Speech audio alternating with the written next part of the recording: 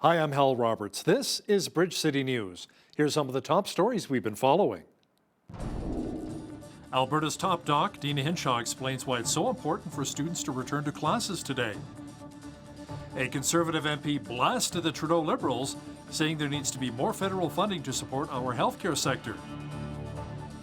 And there's a group in Lethbridge that donated 250 blankets to support some of our city's most vulnerable. Your nation, your province, your southern Alberta. From the heart of Lethbridge, it's Bridge City News with Hal Roberts. Thanks so much for joining us. The Alberta government says due to rising demand for PCR tests, our province is changing the eligibility for the tests to focus on who needs them the most. Dr. Dean Hinshaw says the province wants to cut down on the wait times for results after receiving a swab testing for COVID-19 to less than 48 hours. Limiting who can gain access to the PCR tests will help in that regard.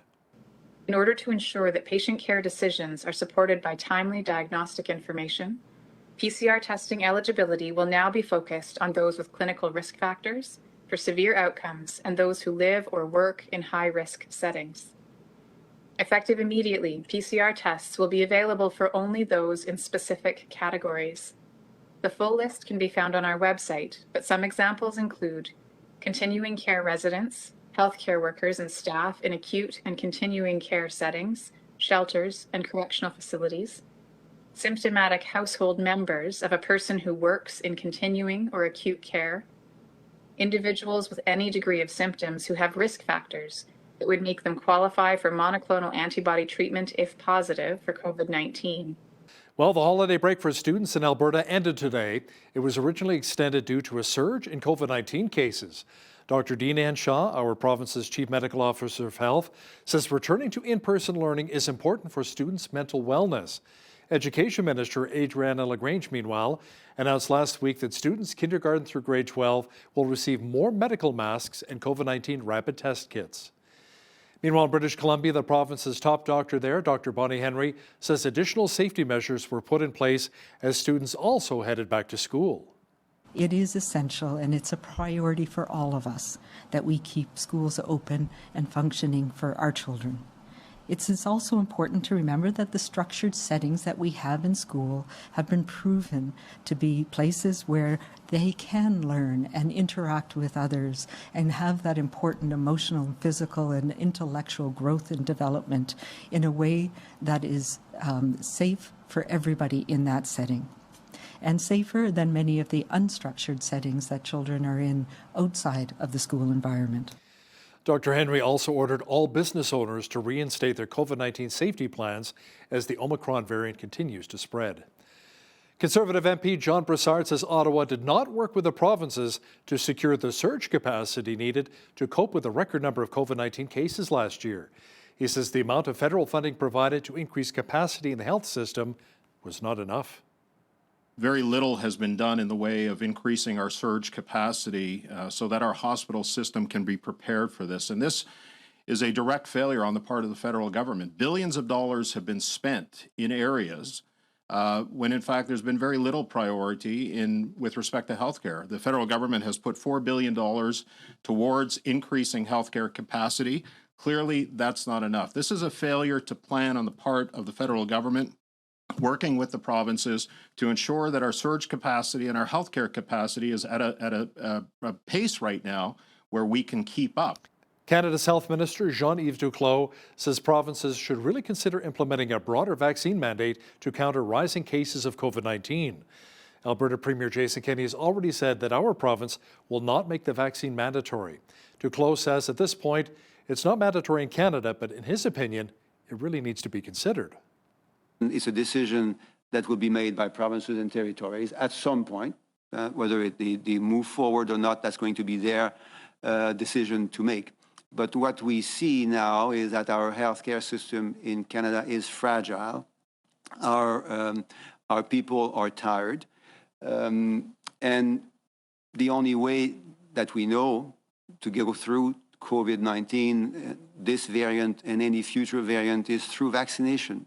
PPE, physical distancing, tests, rapid tests, PCR tests, these are all very important tools. But what will make us move through this crisis and end it is vaccination.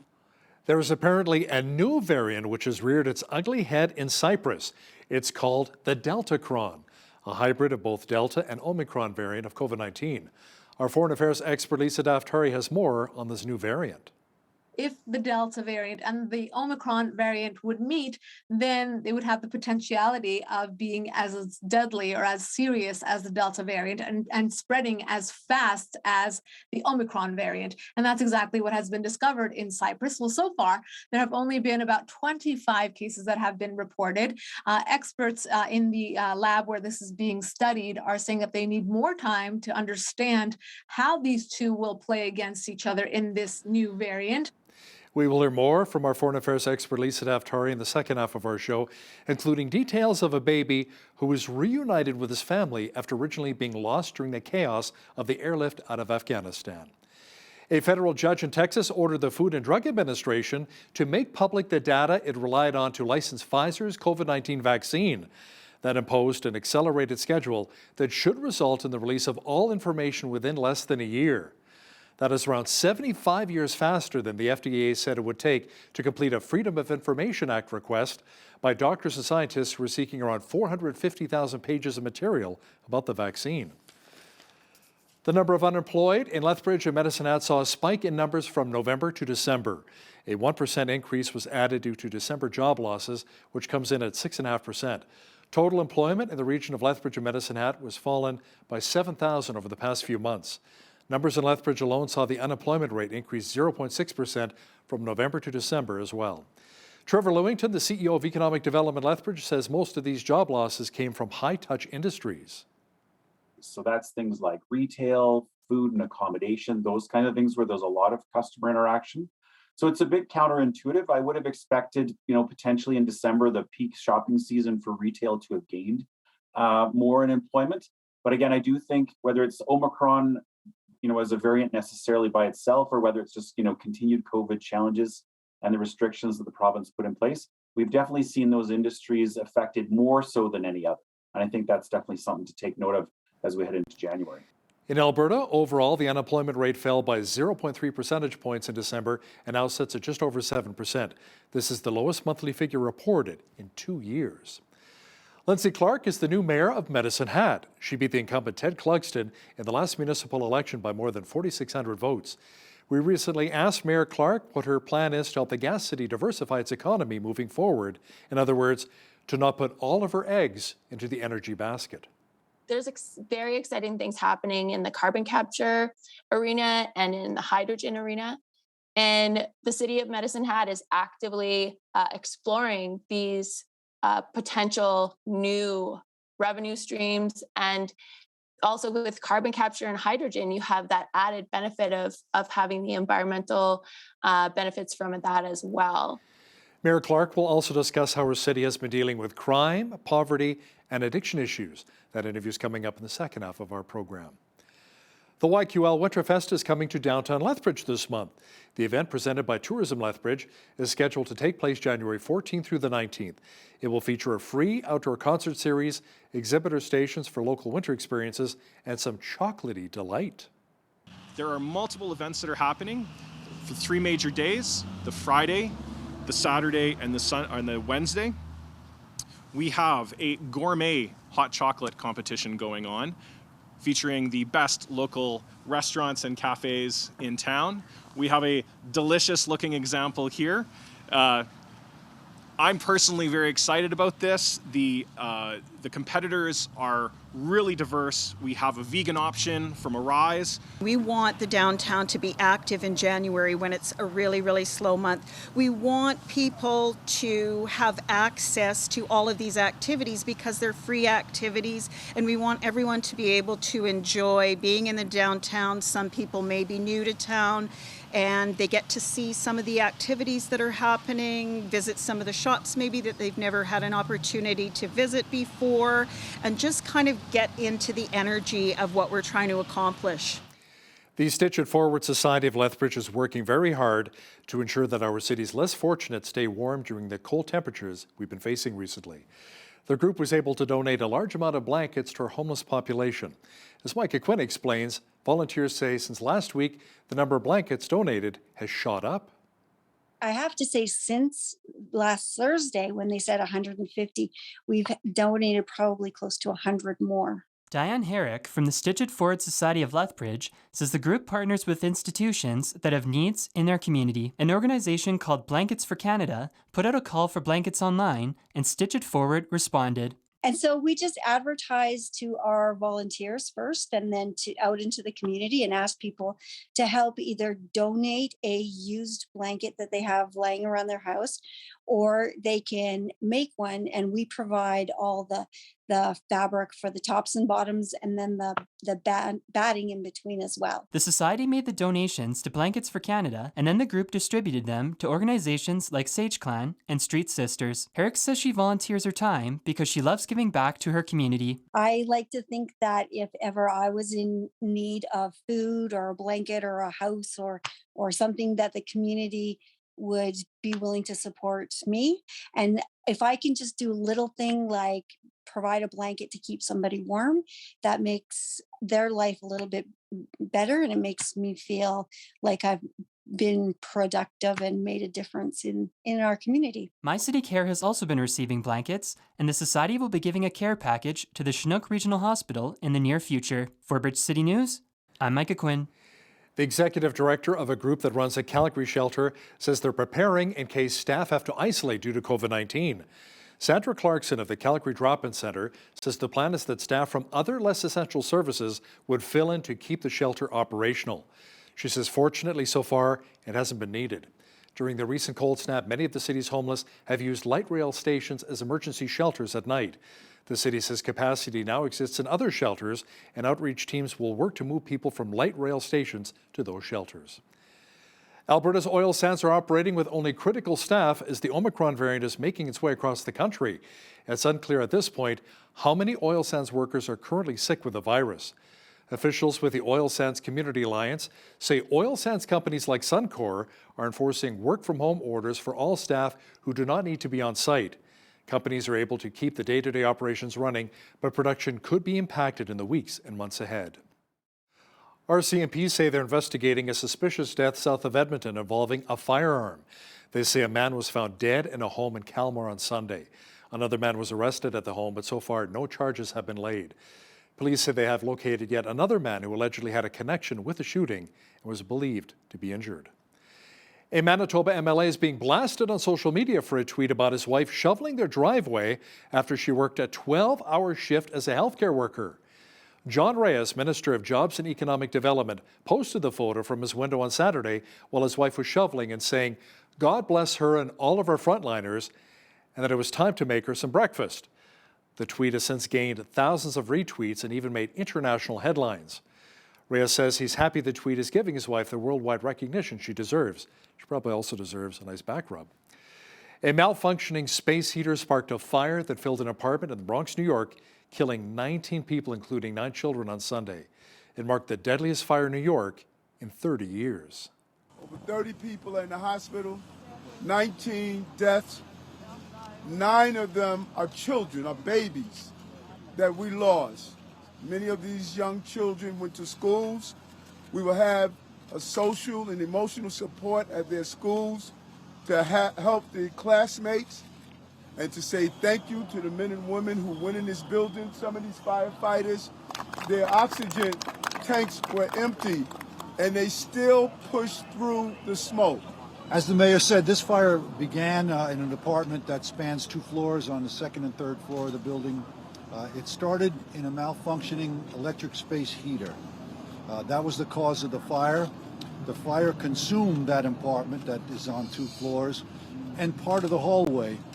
The door to that apartment, unfortunately, when the residents left, was left open. It did not close by itself. The smoke spread throughout the building, thus the tremendous loss of life and other people fighting for their lives right now in hospitals all over the Bronx.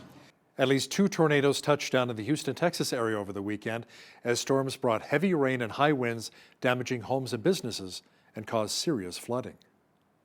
You hear the tornado talk, you get the warnings, and you just push the button and dismiss it and keep on moving, but you never expect this.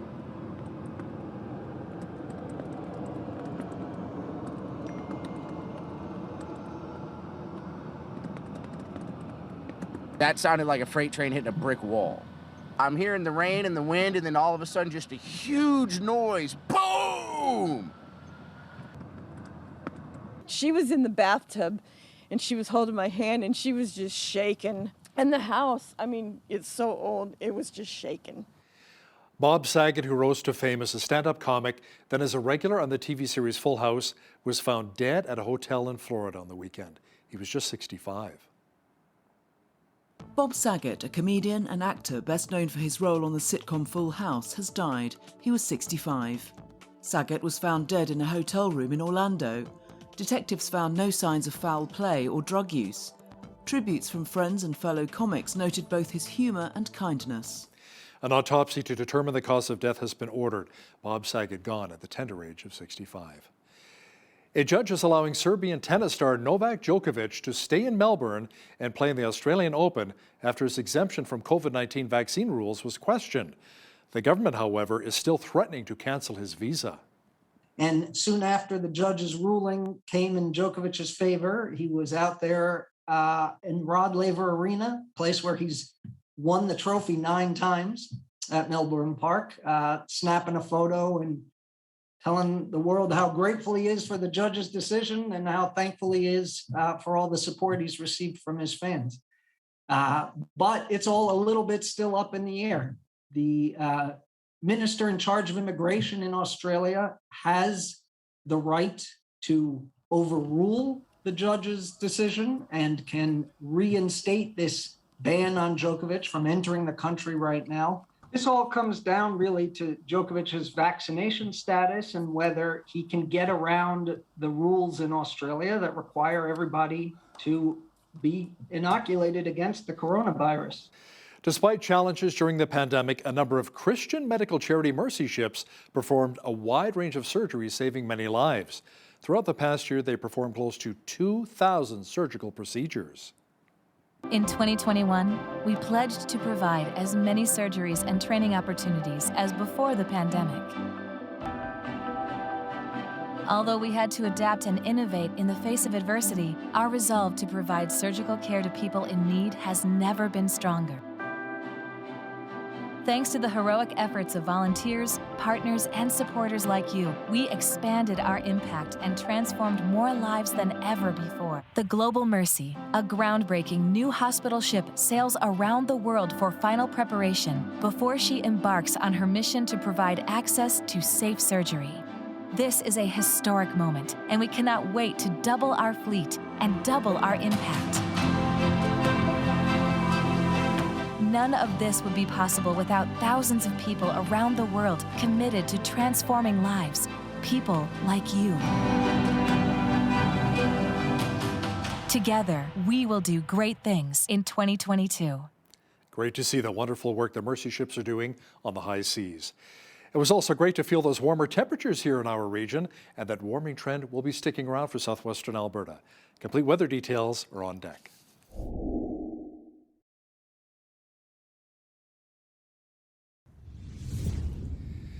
The meltdown has begun in our region as the Chinook winds have arrived. That warmer front settled in nicely. Tonight it should be mainly cloudy with a low near 2 degrees. Tuesday, expect a mixture of sun and cloud with a high near 9 degrees. Wednesday, mostly cloudy with a high of 14. Thursday, a chance of rain developing with the temperature dropping to 6 degrees. The clouds should clear out on Friday with the temperature remaining steady at 6. Not a bad weekend is shaping up. Saturday, expect lots of sunshine with a high near 9 degrees. Sunday, partly cloudy with the mercury dropping to 2 degrees. The average high for this time of year is -2 with an average low of -14. The highest temperature on this date was recorded back in 1941 at 12 degrees, and the record low was a chilly -37 in 1974. The sun rose at 8:26 and set at 4:52. Let's see how tomorrow's shaping up across the country now. Expect rain and 9 degrees in Victoria, BC, showers and 10 degrees for Vancouver. Mostly cloudy and 5 degrees for Edmonton. Increasing clouds and 8 degrees for Calgary on Tuesday. Mainly sunny and +1 for Regina. Mostly cloudy and 0 for Saskatoon. Overcast and -2 is on tap for Winnipeg on Tuesday. In the central part of the country, expect sun mixed with clouds and -5 for Toronto. Mainly clear and -18 degrees for Ottawa. Sunshine and -19 is on tap for Montreal. In Atlantic Canada, expect lots of sunshine and -19 degrees for Fredericton, New Brunswick. Partly cloudy and -11 for Halifax, Nova Scotia. A chance of flurries and -14 for Charlottetown, PEI. And in St. John's, Newfoundland, expect flurries with a high near -7 on Tuesday. Damage caused by Hurricane Ida in Louisiana and the flash floods which hit Europe last summer made 2021 one of the most expensive years for natural disasters. Insurance company Munich Re says overall economic losses from worldwide natural disasters last year reached $280 billion US. That makes it the fourth costliest year after 2011, when a massive earthquake and tsunami struck Japan. Take-Two Interactive, the maker of Grand Theft Auto, is buying Zynga, the maker of Farmville and Words with Friends. The cash and stock deal is valued at around $12.7 billion US. The acquisition would wed Take-Two, a powerhouse in console gaming, with a mobile gaming company with an almost cult-like following. Shares of San Francisco-based Zynga jumped 52.5% after the deal was announced, while shares of Take-Two dropped 8.7%. The founder of Ontario-based auto parts maker Linamar has died of cancer. Frank Hasenfratz was 86 years old. The Hungarian-born entrepreneur started Linamar in the basement of his family's home in Guelph in 1966, just 9 years after immigrating to Canada. The company now has a total of 26,000 employees in 17 countries around the world. International Trade Minister Mary Ng says Canada will try to deepen trade ties with Taiwan amid its ongoing tension with mainland China. Trade and diplomatic officials are applauding the decision announced today to pursue a foreign investment protection agreement with the island. Ng says that Taiwan represents a key partner as our country tries to diversify its trade relations in the Indo-Pacific region. Now, here's a look at today's markets. The TSX was down 12 points on the day to finish at 21,072. The Dow was down 162 points to 36,068. The S&P 500 was down 6 points to 4670, and the Nasdaq was up 6 points on the day to 14,942. West Texas Intermediate Oil was down 67 cents to 78.23 US per barrel. Natural gas was up 16 cents to 4.08 US. Gold was down 3 cents to 18.0164 US an ounce, and silver was even on the day at 22.47 US an ounce. Wheat is at $12.11 per bushel, barley's at $9.68, canola's at $23.26, and corn is at $10.61 per bushel. Live cattle were down $1.08 to $136.25. Feeder cattle were down $1.18 to $160.93, and lean hogs were down $1.28 to $78.38. The Canadian dollar was down slightly over the past 24 hours to 78.88 US.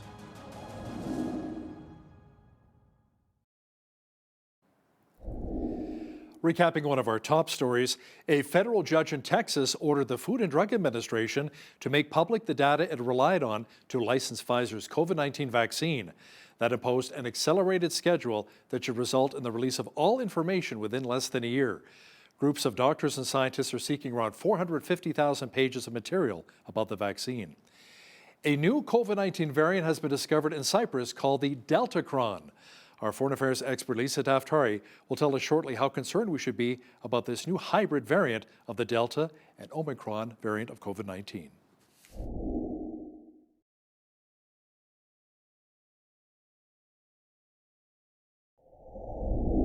So hold on to your hat. Apparently there's a new variant rearing its ugly head around the world when it comes to COVID-19, and this one combines Delta with Omicron. It's being called the Deltacron variant, and it's reportedly been discovered in Cyprus. To talk about this in a little more detail is our foreign affairs expert, Lisa Daftari, joining us once again from Los Angeles. Lisa, how concerned should we be really now with the Deltacron variant? Yeah, so we have been waiting for this, and by waiting, we live in a sick world, right? We have the only thing we have to look forward to is variants. Not even look forward to, but obviously everyone's concerned. Why? Because if the Delta variant and the Omicron variant would meet, then they would have the potentiality of being as deadly or as serious as the Delta variant and spreading as fast as the Omicron variant. And that's exactly what has been discovered in Cyprus. Well, so far, there have only been about 25 cases that have been reported. Experts in the lab where this is being studied are saying that they need more time to understand how these two will play against each other in this new variant. But they do believe that in the long term, and here's the good news, that they do believe the Omicron variant will outdo or outperform both the Delta and the Deltacron. So meaning you will only see the Omicron variant in most cases going forward. So that's the good news, but they need more time. Just like everything else, we need more time, more data, more statistics, but this is what's been discovered. Now, around Christmas time, you actually recovered as well, and you had the Omicron variant, correct? That's right. My entire family had it. And, we've been uber careful for about 2 years. And thankfully, the Omicron variant is here. And I say thankfully, at first, I was like, I can't believe I have a positive test. But once, I've had worse colds in my life. It's a bad cold. And I know that varies for different people. So I am vaccinated and it was okay. I mean, it's a cold and now it's over. So I'm hoping that what they're telling us about immunity individually and herd immunity will come into play, and that we don't have to stop living our lives for this particular variant. I know that the Delta is a different story, and look, I think enough. I think a lot of people are getting this. I know in big cities in the United States, like Los Angeles and in New York City, about 1 in 2 or 1 in 4, 1 or 3. That's all sorts of statistics going on, but a lot of people have it, and these are vaccinated people who are passing it along to each other. So we are hoping that with this, that we do build up our immunity, and that we stop with the masking of children, and we stop with the testing and the forced this and the forced that and all the mandates. So I am a survivor, thank God, of the Omicron variant, and happily, I think we're nearing the end of this, hopefully. Well, Lisa, we're certainly glad that you're looking and feeling better. Lisa, Iran announced sanctions against more than 50 Americans over the killing of Tehran's top general 2 years ago. The Islamic Republic's foreign minister says the 52 U.S. nationals have been blacklisted. What will that mean for them? That means they'll have to cancel their summer trips to Tehran, because if they go there, all their assets will be confiscated. That's all it means. This is obviously in jest. It's a symbolic move to say, we are targeting you, we're getting back at you, we know your names, and to scare people and intimidate them and say, we know your names, we know your identity, we know that you had something to do with the killing of Qasem Soleimani. So obviously the individuals on this list are Trump-era cabinet members and high-ranking members of the military, anyone who had to do with national security. I happen to know pretty much the entire list. So it's an interesting what company we keep, people who are now sanctioned by the Iranian regime.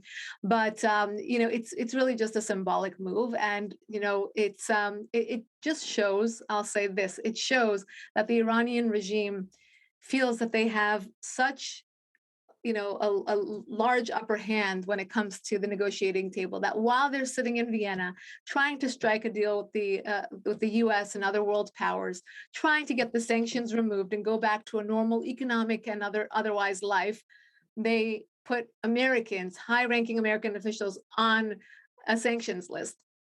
It's not a good look for them, but it just shows how they know how badly our administration wants it, and that they believe that they can still call the shots while they're sitting at the negotiating table. Obviously, Washington has taken the threat quite seriously and has said that Iran could face serious consequences if it does, in fact, attack Americans. How far will the Biden administration go? What is White House National Security Advisor Jake Sullivan saying? Sullivan's saying, so let's just say it was a symbolic threat, and this is a symbolic threat. He's answering one with another. They put these names on a list. Nothing's going to happen to these individuals. They're not going to go to Iran anytime soon. And then the threat is also a public threat to say, if anything happens to any Americans, the United States will respond. Well, I do hope that the United States would respond. But has the United States really responded to any threats coming from Iran? We have seen so many actions against Americans, against terrorism in the region, to our assets. Just this week, we saw that Iranian proxies hit American assets in Iraq. They're hitting American assets in Syria. They're hitting American assets in Lebanon and elsewhere. So have we really taken any threat coming from the Iranian regime seriously? Or is the administration here in the United States so gung-ho about getting that Iran nuclear deal that they will look the other way, just like they have with everything else? Look, like I said before, the Iranian regime knows that the administration in Washington wants to steal very badly, or else they wouldn't be chest thumping and saber rattling the way that they are and have been. And they will continue with this behavior. They have not stopped pouring money into terrorism. They have not stopped with the suicide bombings. They have not stopped shooting at their own protesters on the ground in Iran as we speak. That's going on.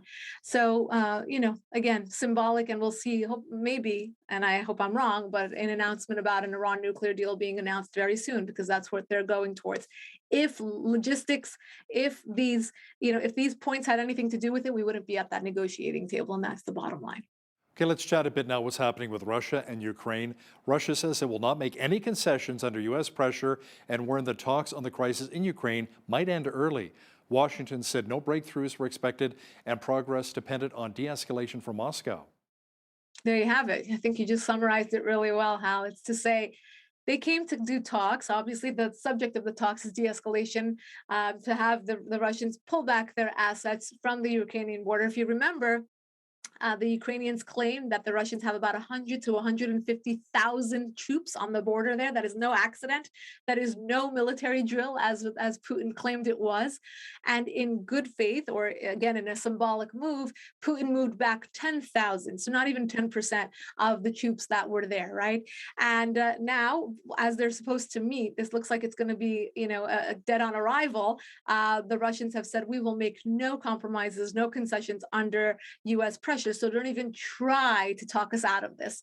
Very, very, very difficult situation. And again, we see that the foreign policy here out of Washington is, look, you can just connect the dots around the map and see how everything is going haywire, because the global community, or more so our adversaries, don't feel like there is a leadership coming out of Washington. They feel like there's a very different tune. So when you have that lax attitude and then you try to be a stickler or try to call a meeting, well, of course, your enemies are going to be able to call the shots. Of course, they're going to be able to appear strong.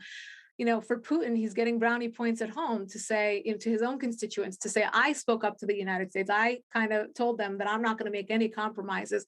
And that's the way it'll be seen, as he is the victor, and he's not going to allow the United States to diminish him or his actions. Tragedy in Kazakhstan as 164 people were killed, including a 4-year-old girl, in a week of protests that marked the worst unrest since the former Soviet republic gained independence 30 years ago. And Lisa, close to 6,000 people have also been detained. Tell me more. Yes, things aren't calming down anytime soon over there. Just a bit of background.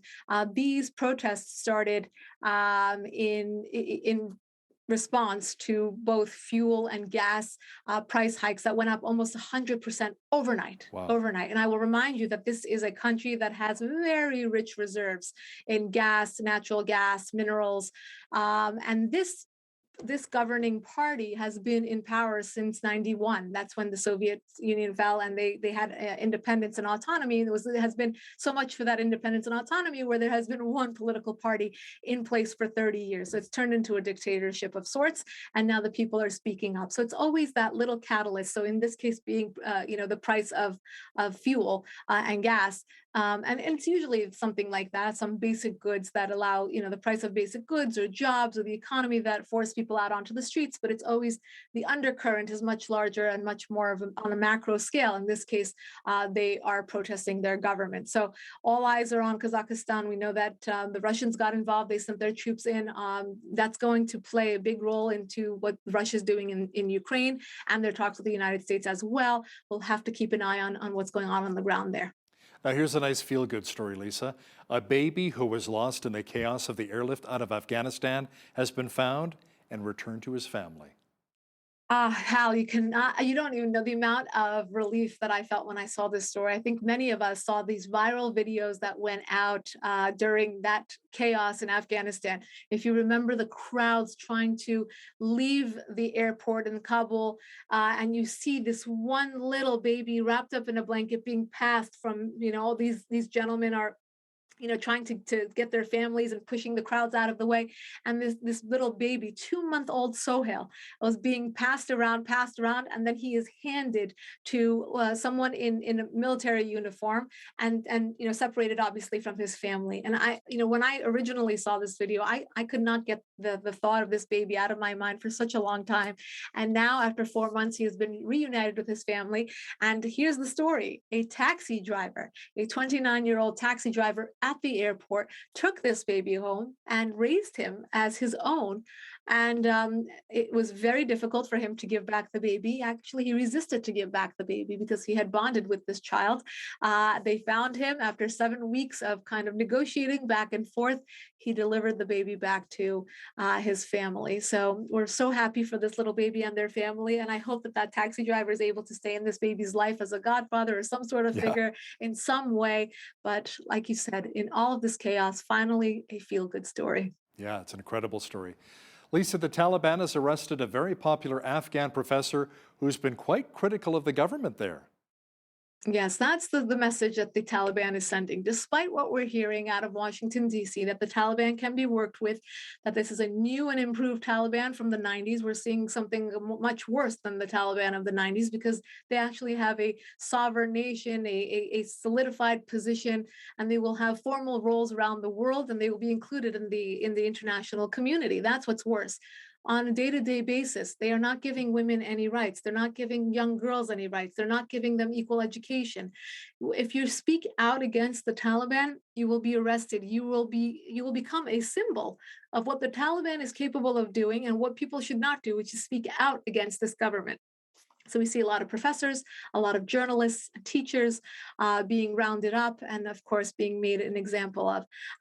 This is horrific. And I know that we have taken our eyes off of Afghanistan. And I understand we're living at a time where each one of us is dealing with our own struggles and in our own local cities and states and countries. But let's not take our eyes off of Afghanistan. And I thank you, Hal, for bringing that to attention every week to continue talking about Afghanistan and the plight of the people and the Afghan people there, and those who are brave enough to speak out and have to face this destiny. Lisa, we lost veteran Hollywood actor Sidney Poitier at the age of 94.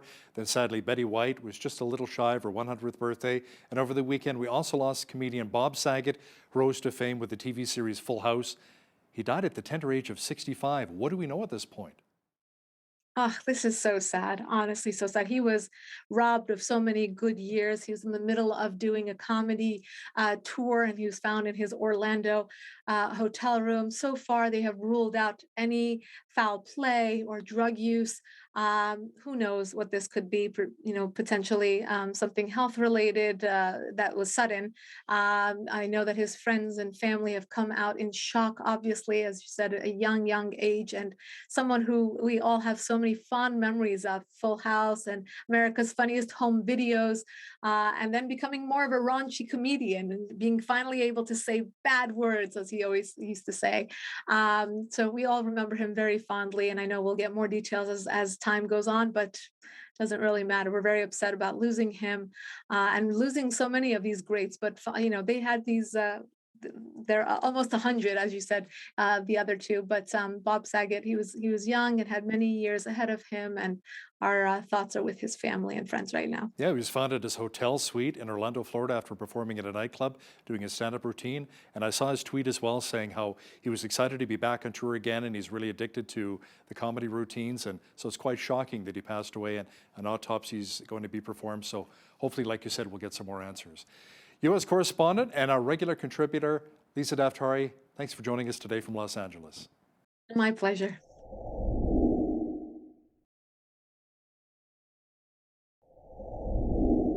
There were some fairly exciting mayoral races in Alberta this fall, and one of the big winners was Lindsay Clark, who became the first female mayor of Medicine Hat. She joins us today to talk about some of the plans for the gas city, this thriving southern Alberta city. Mayor Clark, welcome to Bridge City News. Thank you. Thank you for having me. You're welcome. First of all, congratulations on becoming the mayor of Medicine Hat. Former Mayor Ted Grimm called you a rising force in politics.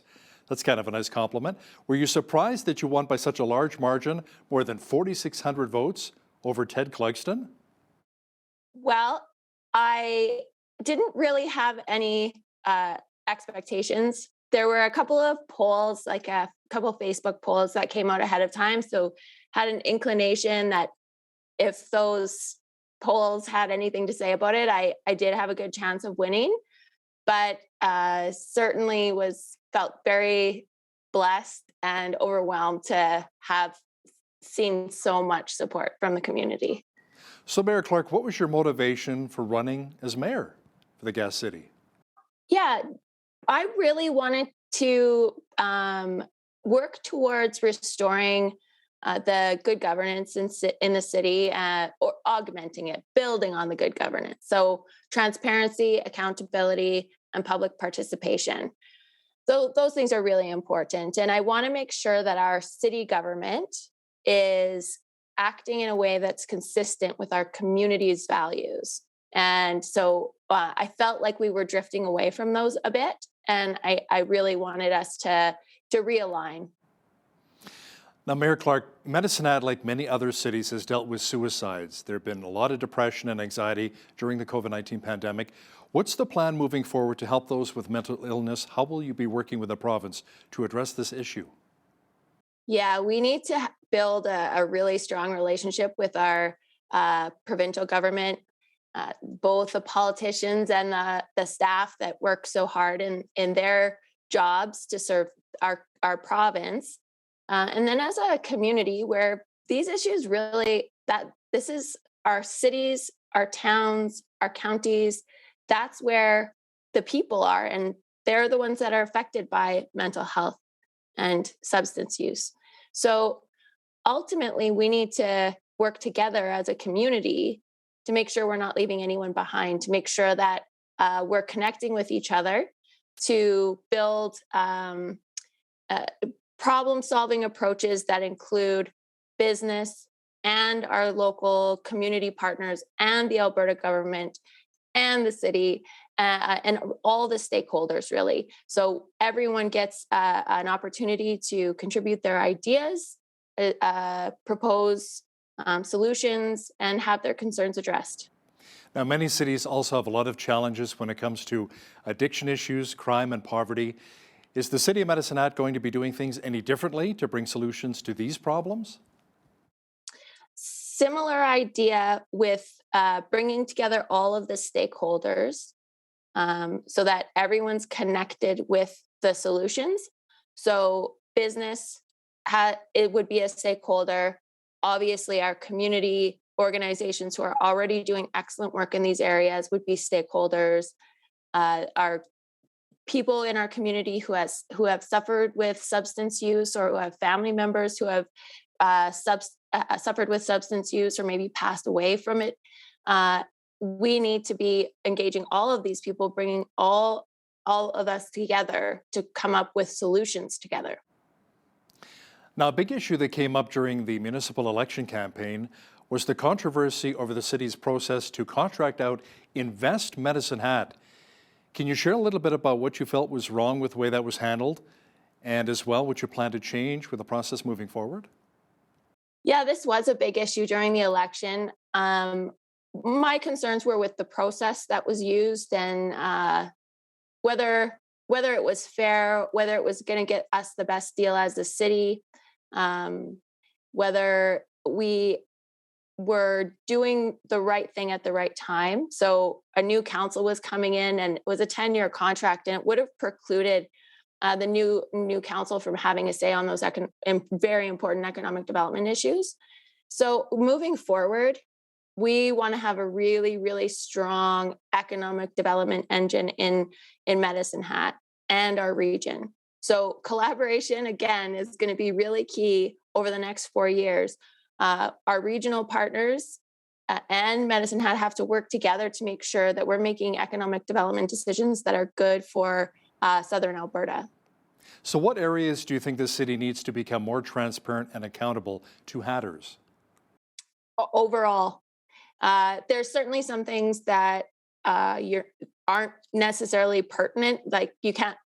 It's a balance between flooding people with information, and just giving people information that they need to participate in policy making, decision making, and holding the government accountable.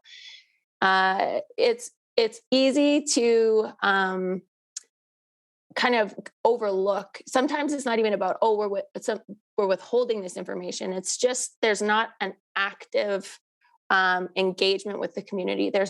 It's not constantly on your mind. Like, we need to be transparent. We need to be accountable to our community. And so we need to focus on that over the next 4 years. Everything needs to be questioned. Why are we not disclosing that? Should be a question we're always asking. Now, Medicine Hat has long been viewed as a city that is dependent on oil and gas. When I lived in Medicine Hat, it was wonderful too, because I get my gas bill during the winter months, it'd be like $20-25. I'm like, this is amazing, this is incredible. But moving forward, especially as a lot of cities are moving towards more green technology, what are your plans to diversify the economy in Medicine Hat? So we need to develop an economic development strategy, which includes an industrial cluster study, and of course, business retention and economic development. Business retention and expansion and workforce development. I've said that acronym so many times, but sometimes that still trips me up.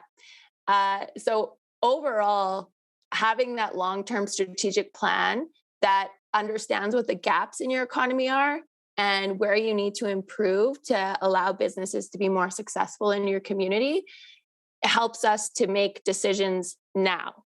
And so part of that would be, for example, there's very exciting things happening in the carbon capture arena and in the hydrogen arena. And the city of Medicine Hat is actively exploring these potential new revenue streams. And also with carbon capture and hydrogen, you have that added benefit of having the environmental benefits from that as well. So in addition to that, we need to, as a community that owns its own electric generation and distribution, we want to be making sure that we're resilient through the energy transition.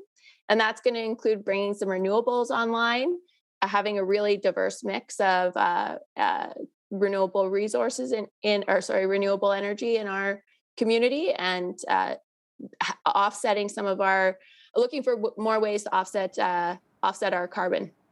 Now, there were some reports recently that the British government was planning to reduce the size of the Suffield military base just outside of your city, Medicine Hat, which of course would affect your economic outlook.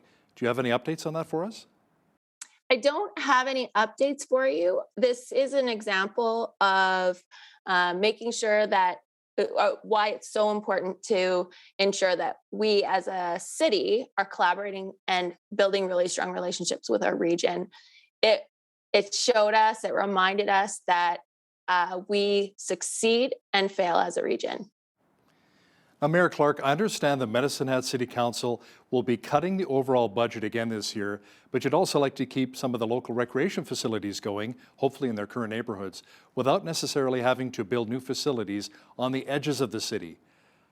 How doable or achievable is this while you're reducing funding? Well, we have a Parks and Rec master plan coming forward to council early next year. What that's going to do is tell us a little bit more about what the state of our current recreation facilities are, and it's going to help us to make some decisions going forward. The livability of our neighborhoods is essential. That is our community. It's made up of neighborhoods, and so we need to protect that livability. Going forward, we do have to balance finances with what we may want, but overall, it is about prioritizing. We need to, once we do our strategic planning, we need to take a look at what are the priorities for our city, and that's going to help us to direct resources going forward. When I lived in Medicine Hat as well, I covered the big floods in 2005, and I spoke to a lot of people in the flats, the neighborhood in the flats in Medicine Hat, saying, why are you still living here? You know, you guys get flooded like every 5 or 6 years, because we love the neighborhood, we're not going anywhere, but then they always get flooded out. So is there a plan moving forward to help some of those communities that, you know, deal with flooding almost on a yearly basis or every 5 years? Well, we have a system of berms in place now over the last several years since the last big flood in Medicine Hat. We've started developing berms, and so that will provide some very important protections for people living closer to the flood zone. And there's that mapping that the provincial government has done to kind of show where the danger zones are for floods, and it is a really beautiful neighborhood, and we want to make sure that over time we are reinvesting in it so that it maintains its beauty over time. Now, Mayor Clark, City Council has had some division over the years. What do you plan to do to bring more respectful dialogue and unity to City Council? Well, it really is all about relationship building and trust. So I think as we go through our strategic planning, that trust is going to be developed and those relationships are going to be developed. We're not always going to agree on stuff, and that's okay. I think if you have the expectation that you'll never disagree with someone, you're setting yourself up for disappointment. So we're expecting that we'll disagree and just acknowledging like, okay, so we are going to disagree. How do we want to deal with that so that we are dealing with it in a really positive way? How about attracting more business to the gas city? What's the plan moving forward in that regard? So there again, it's the long-term economic development strategy with an industrial cluster study. We're actively looking to attract business all the time, for sure. But when you look at developing clusters, it's about making sure that you're looking at what the gaps are in your current, for example, supply chain, in your current industrial mix. So that if you're spending resources to go out and actively attract business to come, that business is going to be very successful in your community, and it's going to provide added benefits to the existing industries that are there. And so that requires a lot of work with the existing businesses and industry that are here, making sure that that they're able to communicate to us what they need, where are they feeling pressure points. And so part of that business retention and expansion is also attracting businesses that, for example, reduce their transportation costs or reduce their capital inputs. So we want to make sure that we're always really trying to integrate and create synergies within our own economic ecosystem here. What about attracting more tourism dollars to Medicine Hat? You got the beautiful big teepee there. Is that kind of wishful thinking right now during a COVID-19 pandemic, or is that something you really believe can happen? Well, we have an amazing organization, Destination Marketing, that does our tourism, or actively does tourism in Medicine Hat, and they are doing an excellent job. And they're collaboratively working with a bunch of other community organizations. It really is true that with COVID, people are traveling less, but they're traveling more locally. And so that proposes some opportunities here. We have excellent mountain biking trails here. So it's an outdoor activity that you won't necessarily, anyone can go outdoors with COVID, like in the COVID pandemic. So we want to be actively thinking about where it is that we shine, and we do have opportunities. Lindsay Clark is the newly elected mayor of Medicine Hat, Alberta. Mayor Clark, thanks so much for your time today. Thank you for having me. On behalf of all of us here at Bridge City News, I'm Hal Roberts. God bless, and thanks for watching.